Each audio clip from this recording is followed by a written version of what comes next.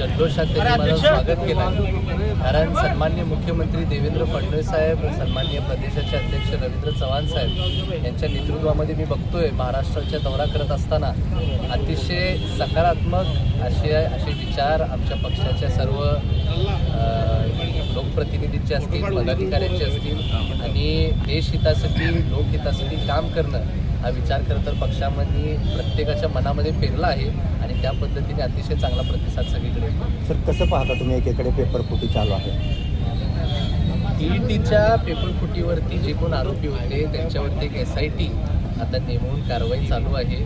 मला सन्मान्य मुख्यमंत्री देवेंद्र फडणवीस साहेबांचे आभारसुद्धा व्यक्त करतो की इतक्या इमिडिएटली त्यांनी त्याच्यावरती ॲक्शनसुद्धा घेतली.